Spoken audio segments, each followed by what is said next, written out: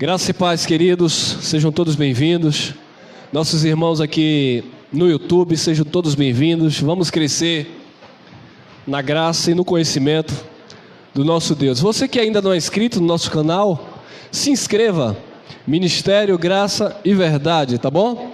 Marque o sininho para receber as notificações. Eu quero aproveitar aqui para já continuar avisando, né?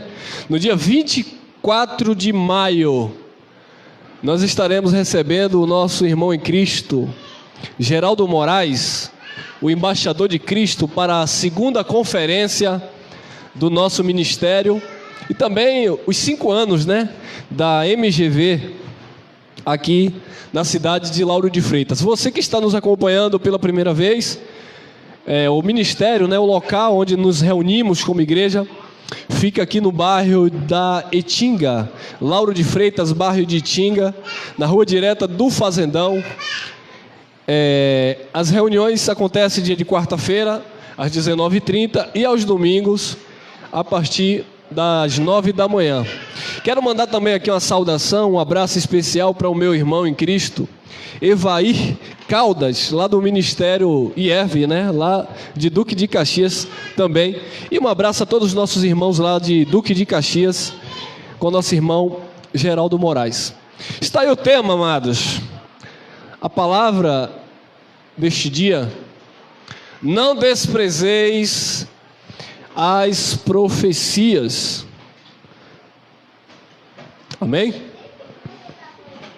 Não desprezeis as profecias. Olha aí, primeira carta de Paulo aos Tessalonicenses, capítulo 5, o versículo é o 20 e o 21. Diz assim: não desprezeis as profecias, examinai tudo, retende o bem. Vamos fazer uma oração de confissão. Eterno Deus, que o Teu Espírito nesta manhã, Pai, esteja trazendo revelação por intermédio da Tua palavra, Pai.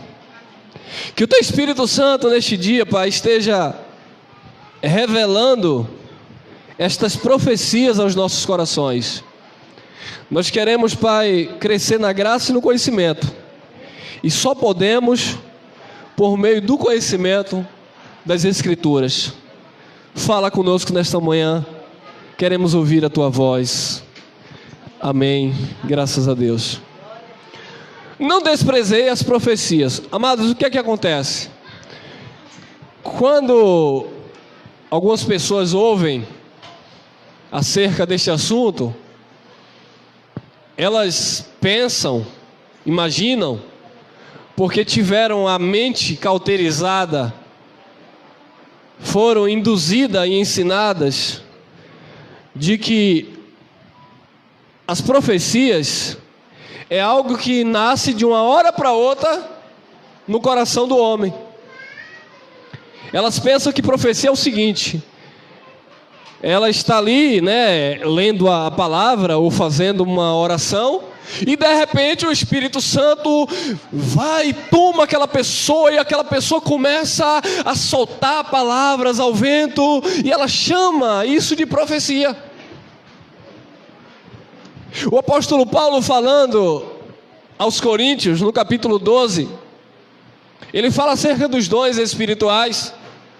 Ele diz: a uns Deus deu o conhecimento da palavra, a outros a ciência, a outros a fé, a outros o falar noutras línguas, outros idiomas, a outros o interpretar as línguas, a outros o dom de cura, a outros a profecia. Então as pessoas pensam, né, que não examina o contexto, e pensam que profecia é simplesmente as pessoas chegarem e lançarem qualquer palavra dizendo que é uma palavra profética. Mas o que é isso? O que seria você não desprezar as profecias E é o que 99% dos crentes fazem. Eles desprezam as profecias. Paulo diz: não desprezei as profecias. Examinai, é para examinar tudo, todas as profecias. É para você examinar tudo. E você reter, guardar o que é bom, o que serve, o que aplica para a tua vida. Porque tem muitas profecias que não se aplicam a você. Então deixa eu aqui te dar um conselho. E vou tratar agora com os meninos espirituais, com os meninos na fé. Quando alguém supostamente chega para você e diz: eu vou entregar algo que Deus me deu, fique atento. Porque muitos veem assim: olha irmã, você que está aí, Deus manda te dizer que aquela cova que estava preparada para você, opa, já mentiu, estava preparada para você, então não é mais sua? Que conversa é essa? Que aquela cova que estava preparada para você, o Senhor fechou. Aleluia! Que profecia é essa, irmão? Irmão, isso é uma profetada, isso é uma mentira, irmão. Não, irmão, mas a mulher do cocó de fogo, o varão da canela de fogo, ele profetizou. Que profetizou, irmão? É isso que você entende como profecia? Deus manda te dizer que Ele está abrindo uma porta de emprego.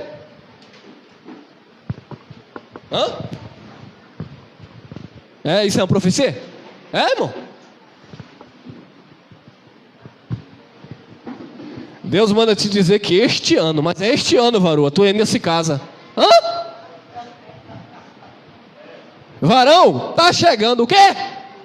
Isso é uma profecia? Vocês estão entendendo? Amém. Deus manda te dizer, meu amado, nós vamos entrar no propósito. E aqueles que entrar por fé, Deus já avisou que vai o quê? Não vai fazer nada, irmão. Que isso é coisa de homem, isso é coisa de religiosidade. Tem nada a ver com profecia, não tem nada a ver com a palavra profética, que é em linha com as escrituras.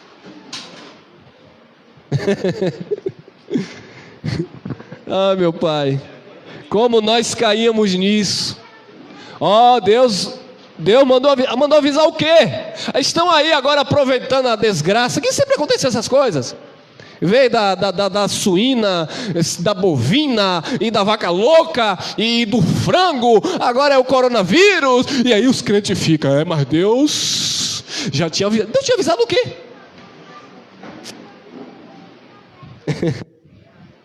Aí os crentes correm para a internet: é a volta de Jesus, irmão, olha os sinais. Eu digo: e as 10 pragas no Egito também seria a volta? Então, amados, as pessoas estão procurando piolho em cabeça de carrapato.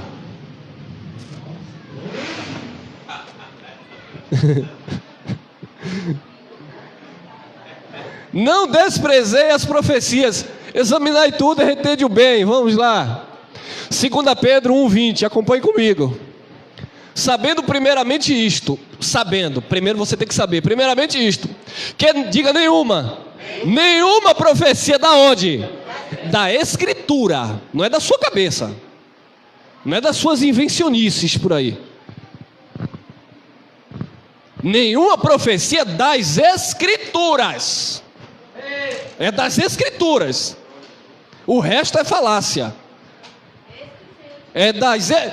Eis que o nada das Escrituras, nenhuma profecia das Escrituras. Nenhuma profecia das Escrituras é de particular interpretação. Não, irmão, mas esta profecia aqui, eu interpreto assim, você. Mas nenhuma profecia das Escrituras é de particular interpretação, não é da sua interpretação. Não, mas espera aí, irmão.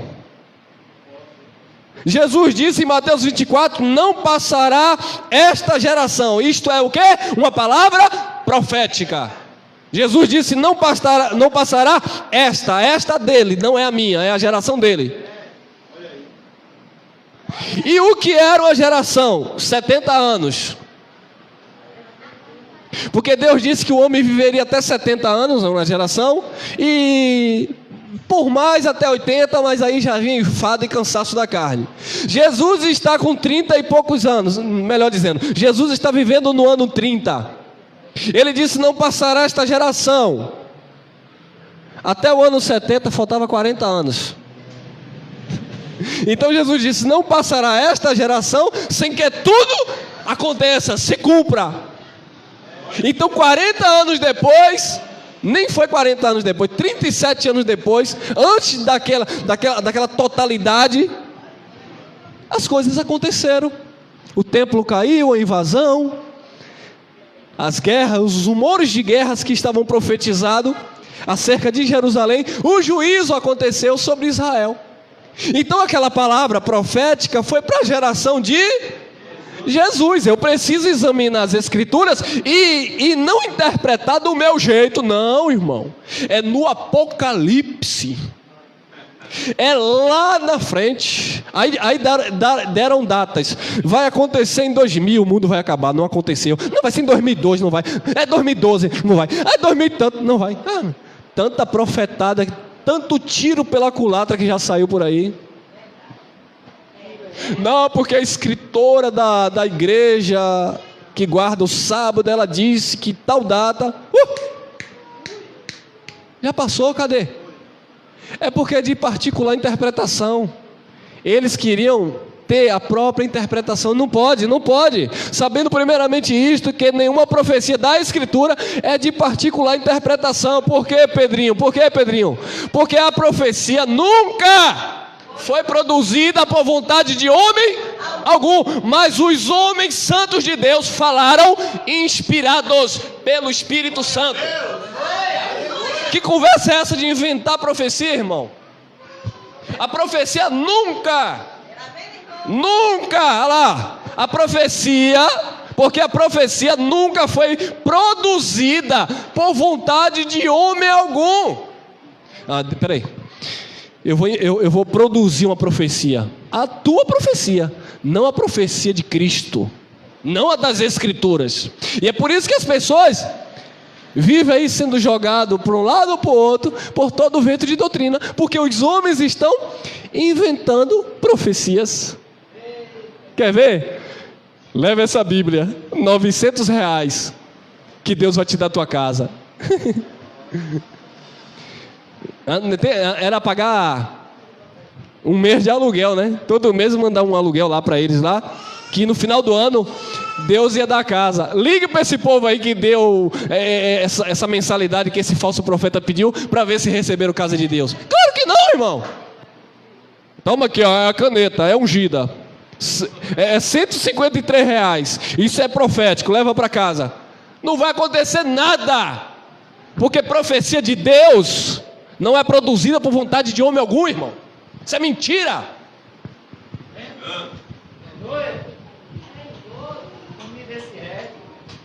É engano, é mentira, irmão. Porque nenhuma profecia é produzida pela vontade de homem algum. Mas os homens santos de Deus, eles falaram, profetizaram pelo Espírito Santo. Os homens santos de Deus não são esses falsos profetas com Bíblia debaixo do braço. Glória a Deus. E aí o povo fica atrás desses profetas de plantão. Eu vou ali porque o irmão vai profetizar na minha vida. Ai, como já profetizaram na minha vida. Não aconteceu nada do jeito que falaram. Aconteceram tudo melhor, porque a vontade de Deus, ela é boa, perfeita e agradável. Glória a Deus. E vai acontecer isso, tu vai casar com isso, e ouvir aquilo, tu vai viajar para ali, tu vai viajar para lá, e tem uma pedra na tua vida, e tem uma sombra, e tem um buraco, tu vai cair, tu vai morrer. E eu te vi bebendo, eu te vi falando. Tu me viu o quê, rapaz? Ai, pra lá com essa mentira, rapaz. Falei com o meu sobrinho. Tá mentindo, mentirosa? Ô, gente. Porque a profecia nunca foi Que palavra, irmão? Olha para isso. Não precisa pregar mais nada aqui, ó. Olha para isso. Porque a profecia nunca foi produzida por vontade de homem algum, mas os homens santos de Deus falaram, inspirados pelo Espírito Santo. Porque eles falaram inspirados? Porque não tinha as Escrituras. Então Deus o inspirava e eles profetizavam. Não tinha ainda os manuscritos, mas agora já tem. Eu vou profetizar o quê? Eu vou agora declarar e falar o que já está profetizado, escrito, irmão. Eu não tenho que inventar mais nada, irmão. Irmão Elcio, o senhor tem uma palavra profética aí para mim? Tenho sim. Tenho aonde? Na escritura, amém? Pelo Espírito, amém? O senhor tem, irmão, uma palavra profética aí para mim? Tenho aí, por exemplo, Eclesiastes, capítulo 12, versículo 7, é uma palavra profética. O pó vai para onde? E o Espírito vai para onde? Para Deus que o deu. Você está vivo ainda? Está em carne? Então essa profecia ainda não se cumpriu na sua vida, mas é uma palavra profética, amém? Pela Escritura, amém? Agora tem aqui, o irmão tem uma palavra profética para mim? Tenho. Deus vai tirar você do chão e te colocar em cima, porque esse ano ainda você vai ser promovido na sua empresa. Tem aqui? Está profetada. Você sacrifica no altar e no final do ano Deus vai fazer algo. Vai fazer alguma coisa, que Deus sempre está fazendo algo. Deus vai fazer algo que eu não sei. E aí ele sai atirando, irmãos. Eles eram inspirados pelo Espírito Santo. Olha lá, Gênesis 3,15. Tudo indica que foi Moisés que escreveu Gênesis. Isso aqui é uma profecia. Olha lá. E porém inimizade entre ti, falando a sentença na serpente,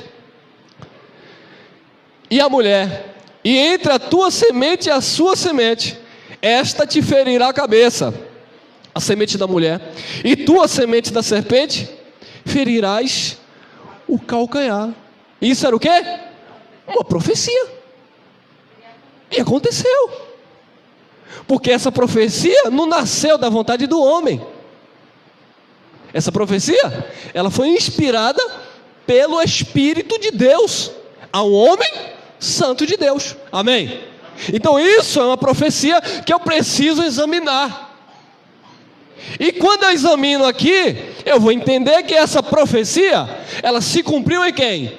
Em Jesus Cristo no Calvário, amém?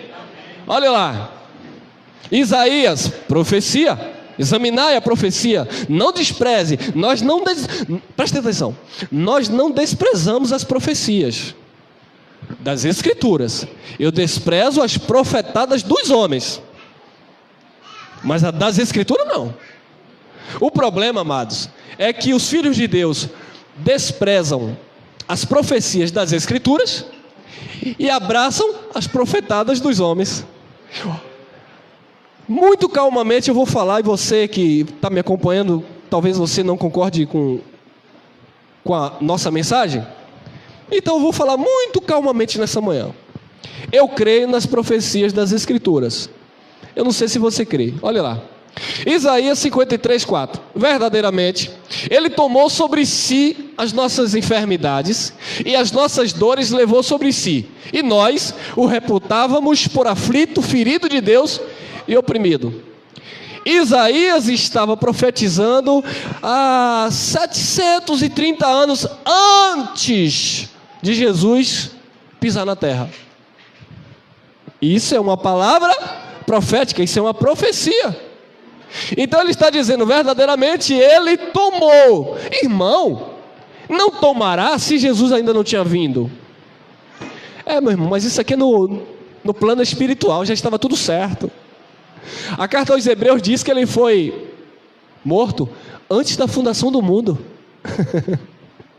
Verdadeiramente ele tomou sobre si as nossas enfermidades e as nossas dores levou sobre si. Deixa eu corrigir um detalhe aqui. Aí as pessoas não examinam a profecia. Aí o pastorzão lê esse versículo na igreja e diz: você não pode ficar doente, você não pode ter uma dor de cabeça, você é curado. Depois ele mesmo morre doente. Tem alguma coisa errada. Ah, então Deus mentiu? Não. Eles interpretaram do seu bel prazer. Eles pegaram a profecia e interpretaram do seu jeito. Mas não é do seu jeito. Ela não é de particular interpretação. Eu preciso examinar e interpretar essa profecia. Verdadeiramente ele tomou sobre si as nossas enfermidades e as nossas dores levou sobre si, e nós o reputávamos por aflito, ferido de Deus, oprimido. Para quem Isaías está falando? Para os judeus. Os judeus estavam doentes, estavam sentindo dores, e eles tinham Jesus como aflito, ferido e oprimido de Deus. Essas enfermidades aqui, amado, que o Cristo iria levar, não tem nada a ver com a enfermidade da tua carne. Porque senão seria uma mentira a nossa reunião aqui. Quem aqui não está sentindo alguma coisa ou não sente algo na saúde? Quantos estão aí sofrendo na carne com problemas de saúde? Então essa palavra está mentindo? Não, interpretaram do seu bel prazer. Porque Jesus não está dizendo que levou sobre si a sua dor de cabeça, a sua dor na junta. Não, irmão, isso aí é carne. E pedimos graça a Deus para suportar e viver, porque essas coisas são da nossa natureza humana e sempre vamos ter. O que Jesus levou aqui foram as enfermidades no que tange a espiritualidade, aquilo que afastava a humanidade de Deus, o pecado da humanidade que o feria. A doença que era espiritual, não tem nada a ver com algo físico. Porque se você prega que Ele levou sobre si as nossas dores e enfermidades, eu vou ficar de olho em você quando você der uma dor de cabeça. Se vire. E aí? Aí vamos fazer igual os falsos profetas então. É, porque foi falta de fé. Não, irmão. Está com problema de saúde? Sim, eu oro. O primeiro remédio que eu tomo é a oração. Eu peço a Deus para tirar aquele negócio de mim. Eu creio que Ele tira. Às vezes Ele tira, às vezes não. Paulo, o pregador da graça, foi uma pessoa enferma, que andava com quem? Com o médico do lado dele, doutor Lucas. E agora? E aí, irmão? Você percebe, nós somos espirituais, não fanáticos. Nós temos duas naturezas. A espiritual, que está perfeita, sarada, sem doença, sem enfermidade. E nós temos uma natureza adâmica, que é a nossa carne, que adoece, que sente dores, sente fome, sente sede. E Jesus participou dessas duas naturezas como nós. 5. Mas Ele foi ferido por causa... Aí, agora sim. Ele foi ferido por causa das nossas transgressões e moído por causa das nossas iniquidades. O castigo que nos traz a paz estava sobre Ele, e pelas suas pisaduras fomos sarados. O profeta está profetizando para um povo que viveu debaixo daquele pacto. Nós já nascemos sarados espiritualmente, nós já nascemos curados no espírito, porque Ele realizou essa obra magnífica, amém? Olha lá, a profecia continua, Isaías 53:10. Todavia, ao Senhor agradou moê-lo, fazendo-o enfermar, quando a sua alma se puser por expiação do pecado. A sua alma, Jesus ia se pôr por expiação do pecado. Ele iria expiar o pecado do povo, ele ia tirar o pecado do povo, ele seria o substituto do seu povo. Por expiação do pecado, verá a sua posteridade, prolongará os seus dias, e o bom prazer do Senhor prosperará na sua mão. Isto é profecia. Não despreze as profecias. Eu não posso desprezar isso aqui, amado. Você não pode desprezar isso aqui. Daniel, capítulo 9, versículo 24, diz assim: 70 semanas estão determinadas sobre o teu povo e sobre a tua santa cidade. Para quê, Daniel? Para cessar a transgressão e para dar fim aos pecados e para expiar a iniquidade e trazer a justiça eterna e selar a visão e a profecia e para ungir o Santíssimo. Então, amados, isso aqui é mais uma profecia acerca do que o Cristo iria fazer no Calvário. Estava determinado aqui essas 70 semanas, onde de fato toda transgressão e todo o pecado seria expiado, a iniquidade, e trazer a justiça eterna, e selar a visão, completar, concluir a visão e a profecia, e para ungir o Santíssimo. Isso era uma profecia que se realizou, se consumou em quem? Em Jesus. João, capítulo 19, versículo 30. Jesus diz: está tetelestai, está consumado. Então esta profecia, ela se cumpre em Jesus no Calvário. Então precisa examinar essa profecia e crer. Bom, se a profecia dizia que a transgressão, o pecado, a iniquidade seria expiada, seria tirado, e ele traria justiça eterna, eu preciso crer que a obra de Jesus no Calvário foi perfeita. Mas muitos irmãos que nos ouvem não crê. Por quê? Porque ele se vê ainda em pecado de condenação.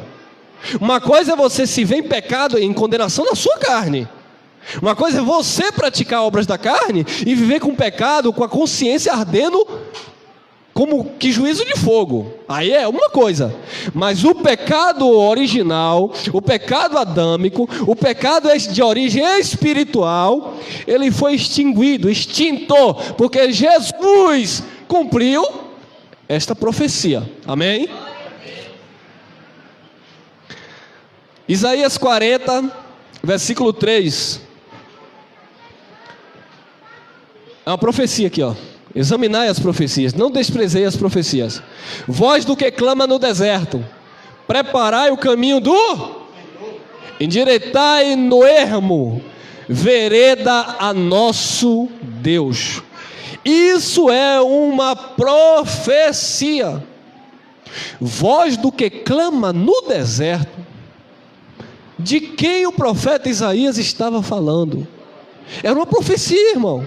Então eu não posso desprezar esta profecia, porque os acontecimentos iam de acordo com as profecias. Olha lá, João, capítulo 1, versículo 22. Disseram-lhe, pois: quem és, para que demos resposta àqueles que nos enviaram? Que dizes de ti mesmo?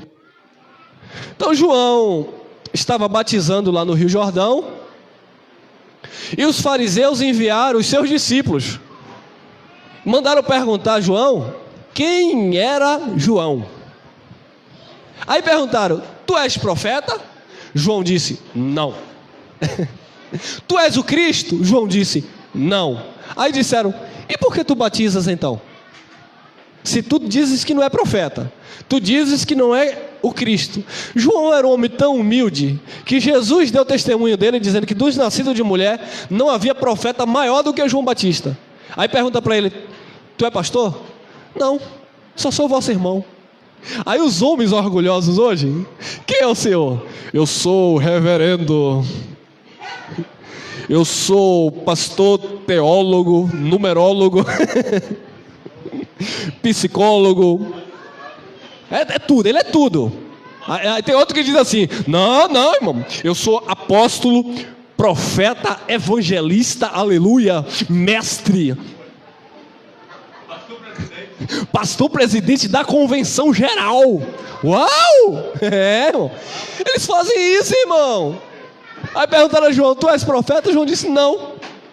Tu és o Cristo então? João disse: muito menos. Aí João disse: eu sou aquele que não sou nem digno de levar as sandálias, as alparcas dele. Então quem é você para que nós possamos dar resposta àqueles que nos pediram? Aí João disse aí, ó, João 1,23: disse: eu sou a voz do que clama no... endireitai o caminho do Senhor, como disse o profeta Isaías. Estava profetizado. Então João disse: eu sou essa voz que clama no deserto. Está profetizado a meu respeito. Eu sou essa voz que clama no deserto. Pode falar lá para os fariseus: quem é você, irmão? Quem te consagrou pastor? Eu não reconheço que você é pastor. Quem é o seu pastor? Quem é o pai do teu pastor? Quem é a mãe do teu pastor? Quem? Nós somos coisas loucas deste mundo que Deus escolheu para aniquilar as que pensam que são.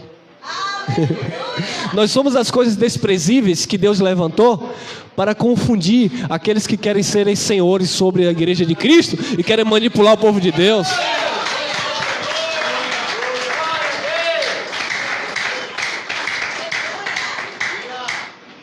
Olha aí, irmão, João 1:29. No dia seguinte, João viu a Jesus que vinha para ele. Essa mesma passagem, irmão, em Mateus, está falando que é quando Jesus foi se batizar, amém? É a mesma passagem. João estava batizando, e lá em Mateus diz que Jesus foi para se batizar por João. Está lá em Mateus capítulo 3, versículo 11 em diante. No dia seguinte, João viu Jesus que vinha para ele, e disse, olha o que João disse: eis aí o Cordeiro de Deus que tira o pecado. Por que João disse isso? Isso aqui é uma profecia. João profetizou o que já estava profetizado em Isaías. Em Isaías estava profetizado acerca de Jesus, e em Isaías estava profetizado acerca de João, e ele simplesmente repetiu a profecia agora na sua linguagem, porque ele preparou o caminho do Senhor, e Deus havia mostrado quem era Cristo. Eis aí o Cordeiro de Deus que tira o pecado do mundo. Tira, não tirou ainda, porque Jesus ainda estava vivo, amém? Olha que palavra, amados. João 1:31. Aí João disse assim, e eu não conhecia. Olha, interessante, amados. João, segundo a carne, ele era primo de Jesus de Nazaré. E quando as mães estavam grávidas, elas se encontraram. E diz que o Espírito Santo, as crianças se alegraram no ventre já. Começaram a se comunicar no ventre. Então, João era primo de Jesus, segundo a carne. Mas João diz o seguinte: e eu não conhecia. Irmão, olha para aqui, irmão. Mas para que ele fosse o quê? Manifestado a Israel, vi eu por esse motivo, batizando com águas. Só nesse texto nós conseguimos pregar e ensinar o porquê hoje na nova aliança é desnecessário o batismo com água. Porque o batismo nas águas, João Batista, ele está dizendo que o batismo nas águas foi apenas, mas para que ele fosse manifestado a Israel, eu vim por isso, só por esse motivo, batizando com as águas. O batismo de João era para apresentar Jesus a quem? Aos gentios? A Israel. Por isso que todo judeu tinha que ser batizado nas águas, porque era um sinônimo de uma aprovação de que eles estavam de fato reconhecendo o Salvador. O batismo nas águas era simplesmente para apresentar Jesus a Israel, não a nós gentios. Só por isso que João batizou. O batismo de João não tirava pecado, era o batismo do arrependimento. É diferente do batismo que tira pecado. O batismo da igreja para a igreja não é nas águas, já foi no Espírito, porque o próprio João disse: eu vos batizo com água para arrependimento, mas após mim vem um que vos batizará com o Espírito Santo. E Jesus disse, está lá no livro de Atos, capítulo 1, versículo 5, ele disse: vocês foram batizados por João nas águas, mas agora sereis batizados no Espírito. Então esse é o batismo para a igreja, porque João, ele só batizou com água porque Deus mandou para manifestar, apresentar Jesus a Israel. Deuteronômio, capítulo 21, versículo 22.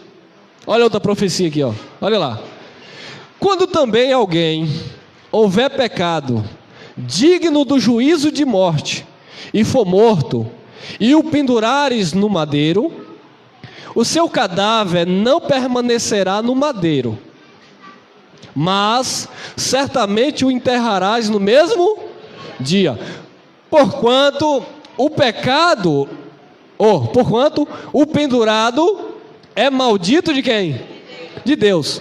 Assim não contaminarás a tua terra, que o Senhor teu Deus te dá em herança. Então, isso aqui era a lei e também já era uma palavra profética.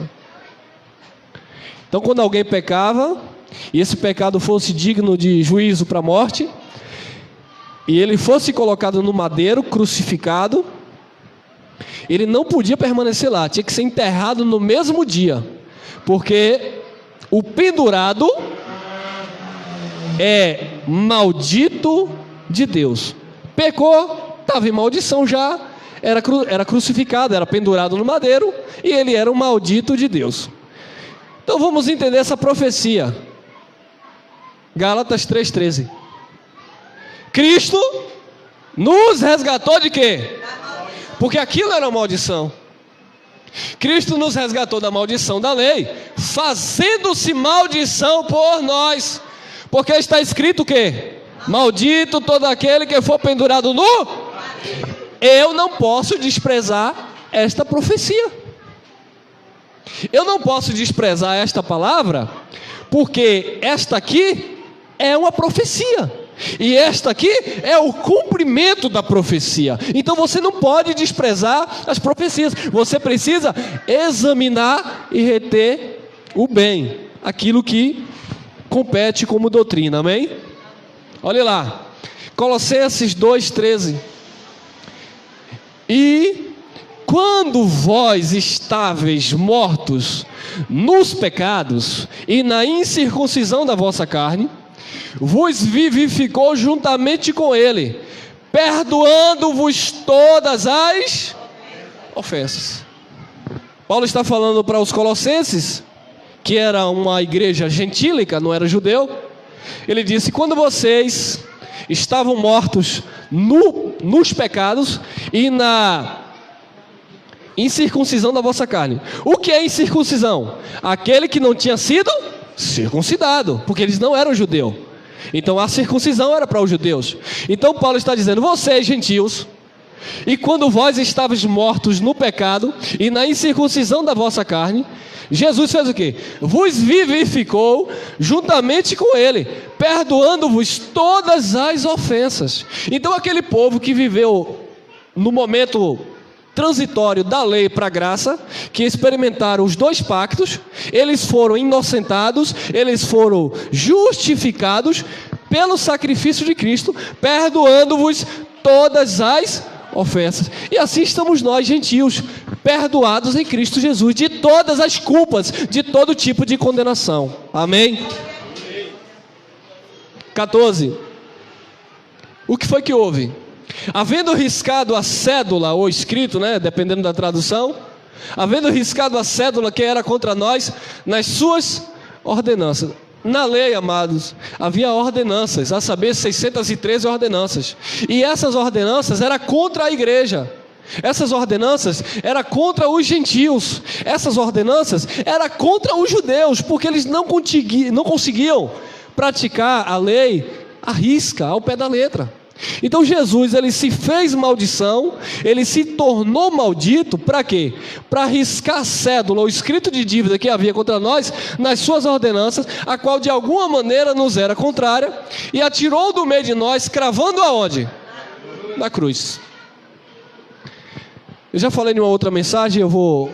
Tem uma música bem antiga, um louvor, que tem uma letra muito forte, que as pessoas cantam, mas não acreditam nisso. Foi na cruz onde um dia eu vi meus pecados castigados em Jesus. A letra da música é bem interessante, e é autêntica, é verdadeira. Só que eles não creem, porque eles falam que foi na cruz, mas depois diz que foi no jejum, que foi no óleo, que foi no monte, que foi na campanha, que foi na vigília, que foi nisso, que foi naquilo, que foi no papuco de milho que levou para casa que o pastor mandou, que foi na rosa, que foi na vassoura, que foi no lenço, que foi na meia, que foi... É tanta coisa, irmão. Foi em tudo menos na cruz. Foi nas águas do batismo. Não, irmão, foi na cruz. Olha lá. Havendo riscado a célula que irá contra nós em suas ordenanças, a qual de alguma maneira nos era contrário, atirou do meio de nós, cravando-a na cruz. Na cruz ele cravou, amém? Por quê? Porque já estava profetizado: maldito todo aquele que for pendurado no madeiro. Romanos capítulo 6, versículo 6. Sabendo isto, você precisa saber disto. A igreja de Cristo precisa saber disto. Isso é o que, irmão? Isso é boas novas. Isso é evangelho, boas notícias, que as pessoas não sabem. Então as pessoas ficam aprisionadas no sistema religioso. Por quê? Porque o homem, o líder da religião, né? O cabeça da instituição, eles metem medo nas pessoas. Eles querem colocar culpa nas pessoas, condenação, porque eles estão vivendo ministério ainda de condenação e morte. Sabendo isto, que o nosso homem velho foi com ele crucificado, para que o corpo do pecado seja o quê? Desfeito, para que não sirvamos mais ao ponto. O nosso homem velho, amado. O que é o nosso homem velho? É as tuas vontades? Não, porque você vai morrer tendo vontade. O nosso homem velho aí, Paulo está explicando para os romanos que era aquela natureza de quem viveu no antigo pacto, que viveu debaixo do ministério de condenação e morte. Mas aquele homem velho que viveu naquele pacto antigo, ele foi em Cristo crucificado. Jesus matou ele na cruz. Ele morreu na cruz. Mas a religião, mas os homens, eles dizem não. O seu homem velho ficou aonde? Nas águas. Quando você mergulhou, o teu homem velho ficou nas águas. Quando você levantou das águas, você levantou como uma nova criatura. Isso é o quê? Uma mentira. Isso, irmão, está escrito aonde? Me mostra na Bíblia, está escrito? Não. Então isso não é uma profecia, irmão. Porque a profecia diz que ele iria ser pendurado no madeiro como o maldito de Deus. Gálatas capítulo 3, versículo 13 diz que ele levou sobre si as dores e enfermidades que estava profetizado lá em Isaías. Ele se tornou maldito, ele se fez maldição no lugar da humanidade. Então o homem velho não ficou nas águas do batismo, ficou na cruz com Cristo. Olha lá. Sabendo isto, que o nosso homem velho foi com ele crucificado, para que o corpo do pecado... O que era o corpo do pecado? Era aquelas pessoas que viviam debaixo daquele ministério de condenação e morte. O corpo do pecado, a aliança do pecado, foi desfeita em Cristo, amém? Para que não sirvamos mais ao pecado. Olha lá, Romanos 8:2. Porque a lei do Espírito de vida em Cristo Jesus me livrou da lei do pecado e da morte. Então a lei do Espírito de vida em Cristo nos livrou da lei do pecado e da morte. Então, amados, em nossas vidas não há condenação. Nós não estamos debaixo de pecado. Eu vi um mensageiro aí, um pregador, acho que foi ontem à noite, e ele dizendo, sabe, para a igreja, nós somos miseráveis. Ele usando aquela fala lá de Apocalipse. Nós somos miseráveis, nós somos pobres, cegos, nus, nós somos isso, nós somos aquilo. Eu digo, meu Deus, ele está ultrajando o Espírito da graça. Ele está pisando no sangue da aliança no qual ele foi santificado. Tudo aquilo, amado, era antes do sacrifício de Jesus. No sacrifício de Jesus, você não é mais um miserável, pobre, cego e nu. Você é um perfeito, abençoado, batizado, salvo pela graça em Cristo Jesus. Isso é isso em Cristo.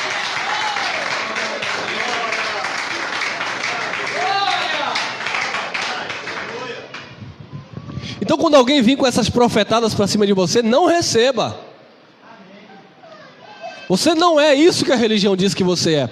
Você é o que a palavra de Deus diz que você é. Eu preciso examinar as profecias. Romanos 8:3. Porquanto o que era impossível à lei, visto como estava enferma pela carne, Deus, enviando o seu Filho em semelhança da carne, do pecado, pelo pecado, condenou o pecado na carne. O pecado está condenado na nossa vida. O pecado não pode te dominar, porque você não está debaixo da lei, você está debaixo da graça de Deus. Mas a pergunta é, Paulo fez: pecaremos, pois, porque não estamos debaixo da lei, mas debaixo da graça? De maneira nenhuma. Então, o pecado está condenado, mas não é porque o pecado está condenado que agora eu vou viver na licenciosidade das obras da carne, porque senão eu estou também desfazendo, entre linhas, do que Jesus fez no Calvário. Eu sei que Ele me perdoou, eu sei que Ele me santificou, eu sei que Ele me redimiu, eu sei que Ele me reconciliou, mas agora voluntariamente eu escolho viver pecando. Não há mais sacrifício para aqueles que voluntariamente andam em pecado. Então o pecado está condenado na carne. As práticas, amados, da tua carne, aquilo que você pratica na tua vida, você vai colher na vida, porque tudo que o homem semear, isto mesmo ele fará. Amém? Não tenha dúvida disso. O que o homem semeia, ele vai colher. Olha lá, Hebreus, capítulo 1, versículo 3. O qual, sendo o resplendor da sua glória e a expressa imagem da sua pessoa, falando de Jesus, e sustentando todas as coisas pela palavra do seu poder, havendo feito, aqui ele já tinha feito, aqui é depois da cruz, havendo feito por quem? Por si mesmo a purificação dos nossos, assentou-se à destra da majestade nas alturas. Então, o próprio Cristo, Ele mesmo fez por si mesmo a purificação dos nossos pecados. Então, quando alguém diz que você precisa fazer algo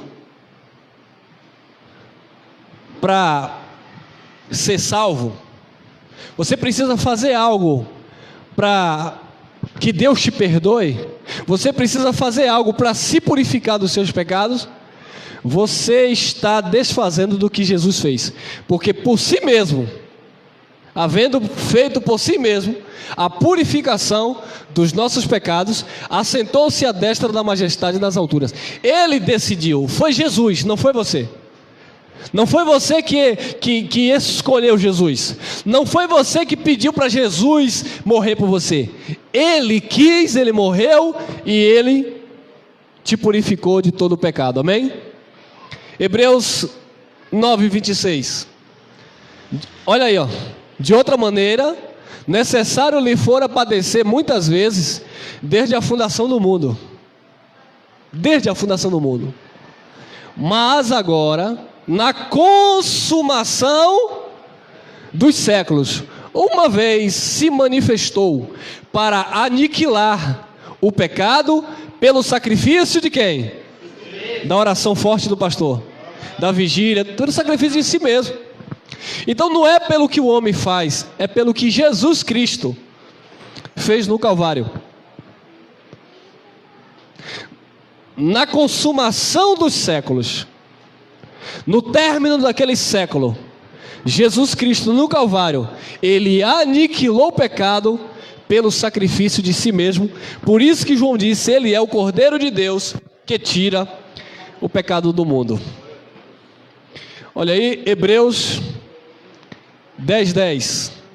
Na qual vontade temos sido o quê? Santificados pela oblação, pela oferta do corpo de Jesus Cristo, feita uma vez. Agora, amados, vamos pensar um pouco. A palavra está dizendo que com uma só oblação, com uma só oferta, com um único sacrifício, nós fomos santificados. E por que a religião insiste em fazer cultos de santificação, de consagração, de libertação? Está tudo errado, irmão. Ô irmão, vai para onde hoje? Eu vou para o culto de libertação. Ô irmão, você chegou atrasado 2020 anos. Como assim? Não te falaram que foi na cruz? Você mesmo canta, foi na cruz. Ah, mas não me falaram. Irmão, porque você não examinou as profecias. Você desprezou as profecias. Você nunca leu Isaías? Não. Você nunca leu Gênesis 3,15? Não, até eu já li. O pastor leu para mim, só que ele interpretou do seu jeito, ao seu bel prazer. Então, meu irmão, eu preciso continuar indo para o culto de consagração, eu preciso continuar indo para o culto de santificação, eu preciso continuar indo para o culto de libertação, porque, entre linhas, é o que eles estão dizendo. Porque o que Jesus fez na cruz não serviu de nada. Agora imagine como Jesus olha para esta igreja que pensa dessa forma. Imagine Jesus olhando para as pessoas que pensam dessa forma, com a Bíblia debaixo do braço, correndo para a casa de Deus para se santificar, com a Bíblia debaixo do braço, correndo para o monte para buscar o Espírito Santo.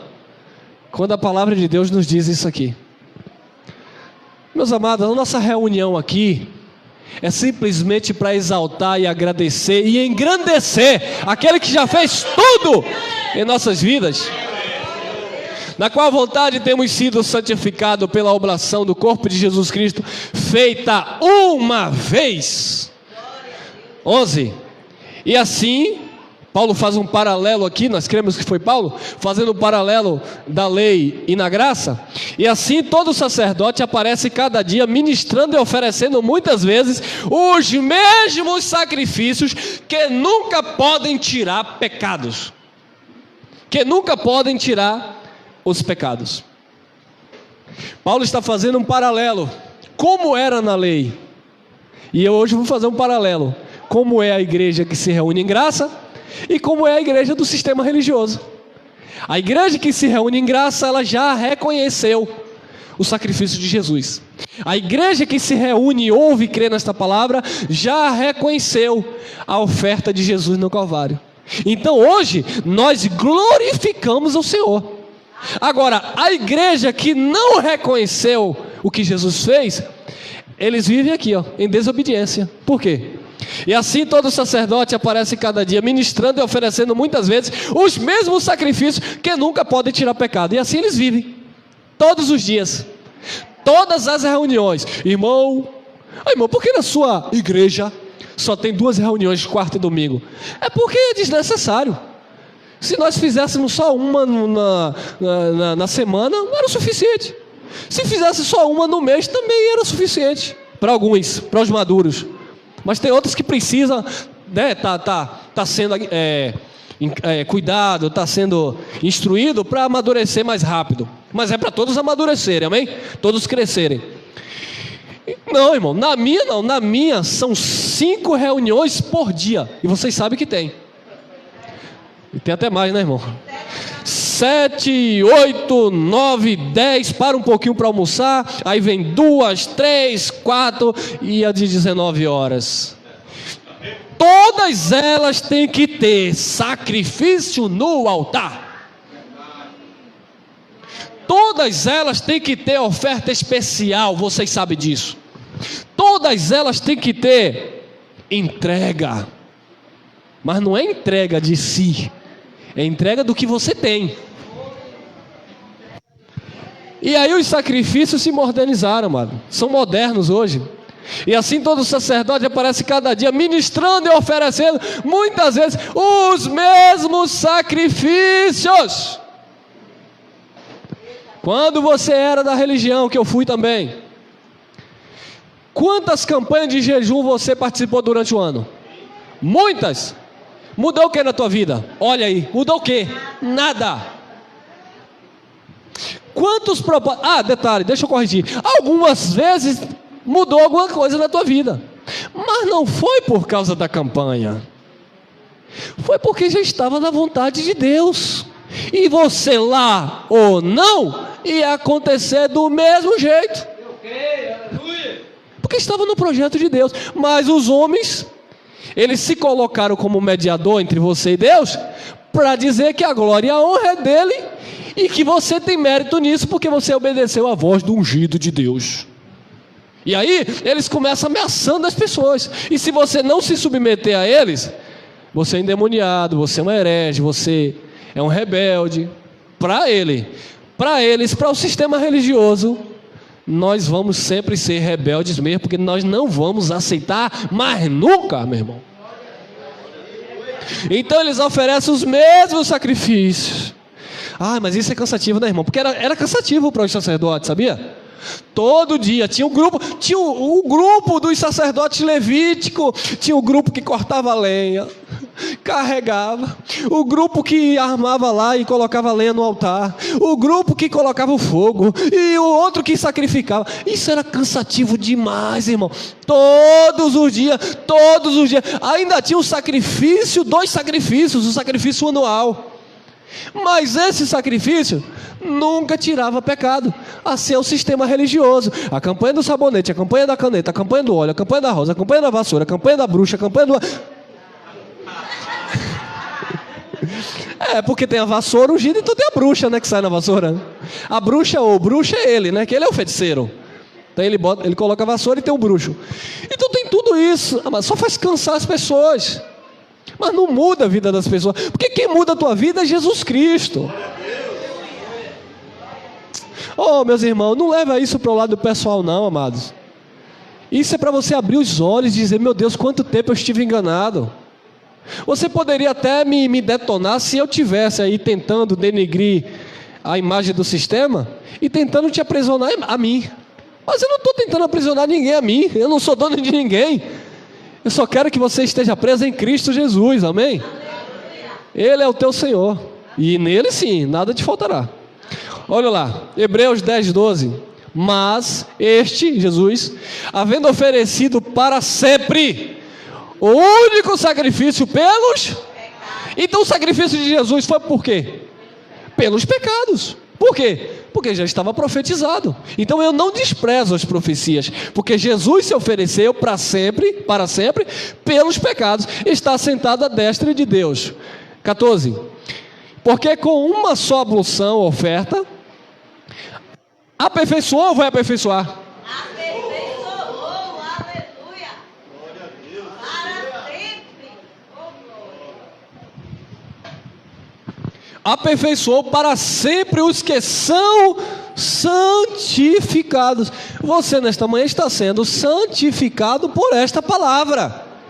Então para você que está sendo santificado, ou seja, para você que está se informando acerca da obra de Cristo, para você que está ouvindo esta palavra, você está sendo santificado porque Ele te aperfeiçoou para sempre.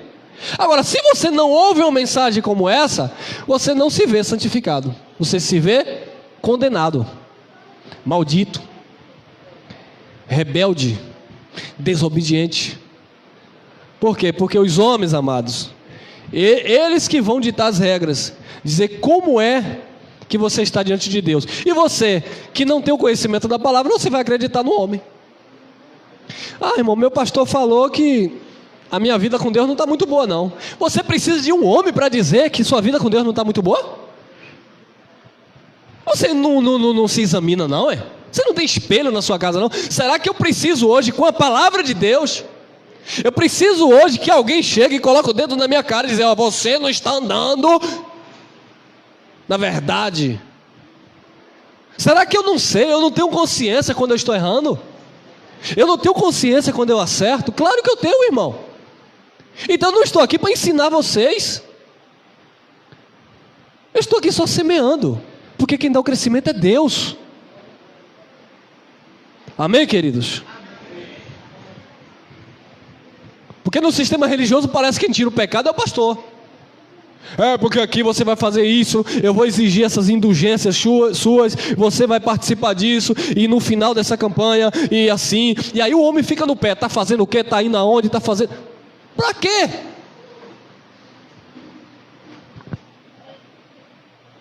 Porque com uma só ablução aperfeiçoou para sempre os que são santificados. 15. E também o Espírito Santo nulo testifica Porque depois de haver dito, esta é a aliança que farei com eles. Olha aí. Depois daqueles dias, diz quem? O Senhor. Porei as minhas leis em seus e as escrevereis em seus entendimentos. As leis de Deus já estão no teu coração e no teu entendimento. Acrescenta: e jamais me lembrarei de seus pecados e de suas iniquidades. Ora, onde há remissão destes, pecado e iniquidade, não há mais oblação ou oferta ou sacrifício pelo pecado. Então, amados, as leis do Espírito de Deus já estão em nós. Não é campanha, não é jejum, não é voto, não é oferta, não é nada que vai te purificar diante de Deus, porque as leis do Espírito de Deus já está dentro de cada um de nós. É a nossa consciência com Deus. O sistema religioso é assim: a mulher vai se vestir e pergunta o marido como é que está. E o marido vai examinar e dizer: Deus vai se agradar ou não vai? Ih, mulher, você vai hoje de calça? É? Deus não gosta disso, você tem que ir de saia. Meu irmão, você tem um Espírito. Ou aliás, o Espírito te tem. Ele está em você. A graça de Deus nos educa. O Evangelho traz educação para a tua alma. O Evangelho te educa. O Evangelho te ensina. O Evangelho te ensina como falar, o que convém falar, quando convém falar. O Evangelho te direciona. É as leis do Espírito de vida em Cristo. Não é um pastor mais segurando aqui no colarinho da tua camisa, não. É o Espírito Santo te guiando em toda a verdade. E jamais me lembrarei dos seus pecados e das suas iniquidades. Onde há remissão destes, não há mais sacrifício ou oblação pelo pecado. Não há mais oblação, sacrifício pelo pecado. O que Jesus fez, Ele já fez de uma vez e para sempre. Você precisa crer, não desprezar as profecias e viver o pacto da aliança eterna, as leis do Espírito de vida que Jesus Cristo já outorgou no teu coração. Amém? O que passa disso é procedência maligna, vem do homem, é profetada, não receba, porque se você, disse Paulo aos Coríntios, se você receber outro evangelho, outro Jesus, outro Espírito, outra doutrina, além desse aqui, além do que você está recebendo, com razão vocês vão sofrer. Paulo também falou para os crentes da Galácia: maravilho-me de que tão depressa vocês desertaram daqueles que vos chamou em graça e passaram para outro evangelho, o qual não é outro, mas há alguns que vos inquietam e querem perturbar, transtornar o evangelho de Jesus. Há alguns que vos inquietam. Você aqui na câmera. Há alguns que vos inquietam e querem transtornar o evangelho de Jesus. Porque a palavra diz assim, mas eles distorcem, como a serpente lá no Éden. E detalhe, eles usam esta palavra para dizer que somos nós que estamos distorcendo. Eles são tão maliciosos que eles que dizem que nós estamos distorcendo as Escrituras. Mas é como o nosso irmão Geraldo diz, né? Estamos distorcendo mesmo. Eles torceram e nós estamos consertando, né? Meus amados, fique com esta palavra no teu coração, cresça na graça e no conhecimento, e entenda que Jesus Cristo é o fim da lei e dos profetas. Tudo converge em Jesus, todas as coisas se cumpriram em Jesus. Jesus Cristo é o cumprimento de todas as coisas. A mensagem é cristocêntrica. Se tirar Cristo, não tem igreja, não tem evangelho, não tem mais nada.